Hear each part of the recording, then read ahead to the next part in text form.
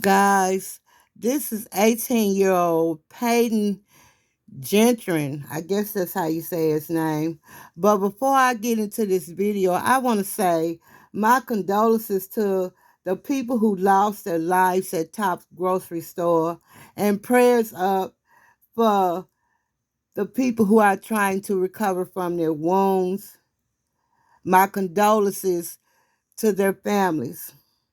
This is my opinion and only my opinion, and I have not been paid for my opinion. So some people think that this is all alleged. I'm just gonna say that this is all alleged because this young man has not been found guilty in a court of law. Matter of fact, they said that he pled not guilty. 13 people were shot in a mass shooting in New York on Saturday at 2:30. A shooter walks into a Tops market and kills 10 people, although 13 people were shot, and we are praying that they recover from their wounds. This all happened around 12:30 p.m. in Buffalo, New York, at Tops grocery store. It is said that this grocery store is frequented by mostly African people and that these shootings were racially motivated, allegedly. It is also being said that the killings may be categorized as a hate crime. It is said that the shootings were done by 18-year-old Peyton Gendron from Conklin, New York. So let's talk about this. This young man that allegedly did the shootings was only 18 years old. Well, can somebody tell me where an 18-year-old gets a full body of armor and an assault rifle? Because it's being said that this young man, when he jumped out and started those shootings, he had on a full body armor. Where does an 18-year-old get a full body of armor and an assault rifle? So he wanted to kill black people, but he did not want anyone to kill him. It was said that after he shot these people, he put the gun to his neck, but the police were able to talk him out of killing himself. The young man has pled not guilty. So how did this happen? How was this young man able to drive 200 miles in a full body of armor without being stopped by the police, allegedly?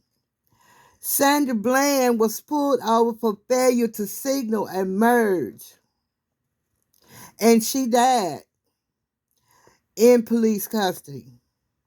Dante Wright was pulled over for having an air freshener hanging from his mirror, and he died.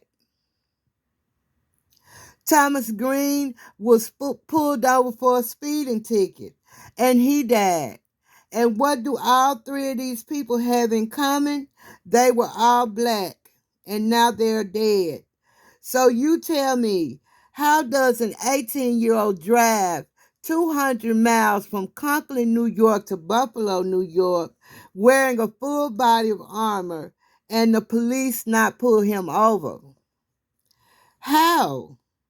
Was he given a pass because of the color of his skin?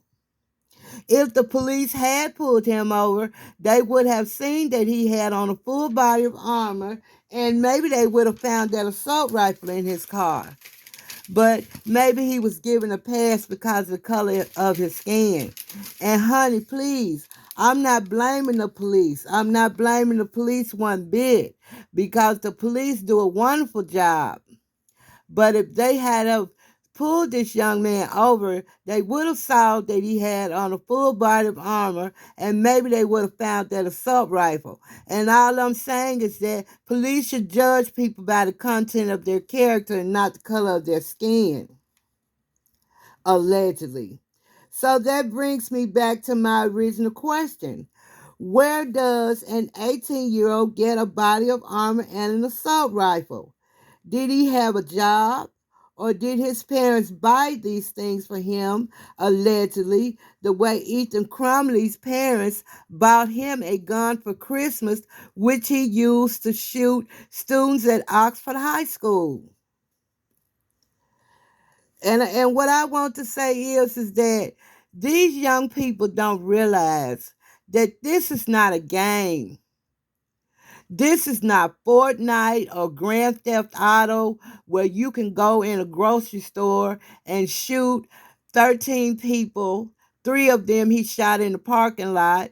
That's why I'm saying that he wore that body armor the whole 200 miles that he was driving to that store, because he saw shooting time, he got in the parking lot.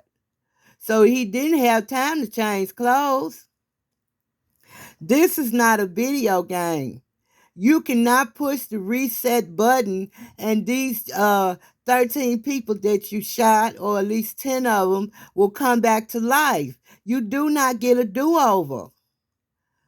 This young man should have been planning his prom, his graduation, anything except planning to kill people. At 18 years old, this young man is still just a baby, and he has his whole life ahead of him. And this is how he has chose to start off his life in prison, which he has pleaded not guilty. So now they're going to have to go to trial, and he'll probably end up getting a life sentence, which they'll probably fight. So he'll spend the next 10 years in prison or something like that until they decide what they want to do to him. This is not a video game. You don't get to push the reset button and start over. Once those people are dead, they're dead. And they say it takes a village to raise a child. So how did we fail this young man? Did his parents fail him by letting him be 18 and have his privacy? Did he order that body armor and that assault rifle online? I mean, allegedly. How does an 18-year-old get a body armor and an assault rifle? And whose car did he use to drive that 200 miles? As parents, we have to pay closer attention to our children.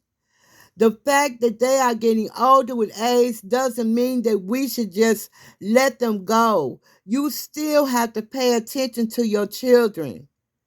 Pay attention to what they're doing on the internet. Pay attention to what packages you are getting coming to your house. You have to pay attention to your children. It takes a village to raise a child. And his friends say that he was quiet and they can't believe that he did something like this. Maybe he was quiet, but there was something going on in his head that was very loud. And it took him over.